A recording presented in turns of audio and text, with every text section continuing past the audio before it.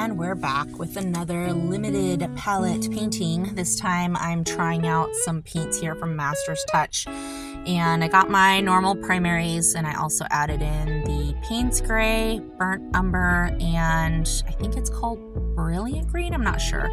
But anyways, I went to the store to pick up some paper, and they didn't have the paper that I normally get, so I ended up getting this cheap sketchbook.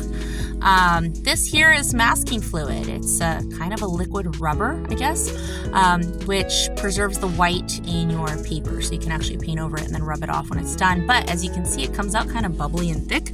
So I got this masking fluid pen. It's almost like a fountain pen, and you dip it in.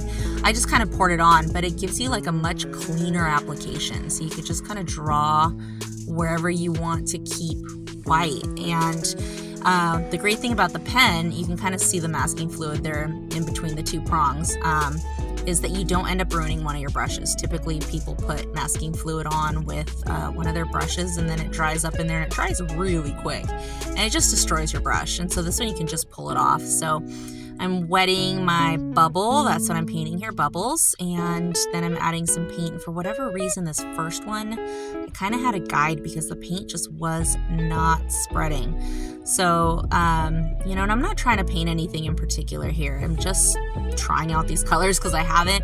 And they were okay. I mean, they were okay. They were definitely worth the $3.50 that I paid for them. I would say if you want to get an easier limited palette, definitely go with the 6 colors that I got here, because you don't have to mix as much to darken. Just get an easier variety. I did go with the Payne's Gray instead of black because black tends to make things look a little bit muddy. And then here I'm pouring some salt.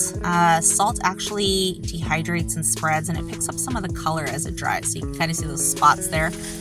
Make sure you wait until it's completely dry. I am so impatient. I'm often rubbing it off before it's ready, and then I tear my paper. So definitely make sure it's dry before you peel anything off. And there's some of that Payne's Gray.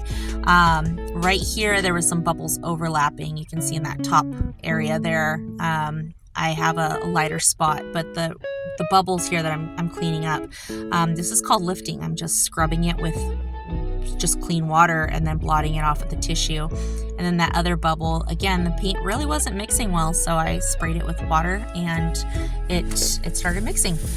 A little bit of outlining with some Payne's Gray just to add a little bit of definition to my bubbles. And once this is all dry, I rub off the salt, and then I start peeling off that masking fluid with a rubber cement eraser. And you can see there that white shows up. And then I just go over with like a light glaze of whatever color. I think I used red at that bottom part to make it look like, yes, that bubble is on top of the other bubble. Right here.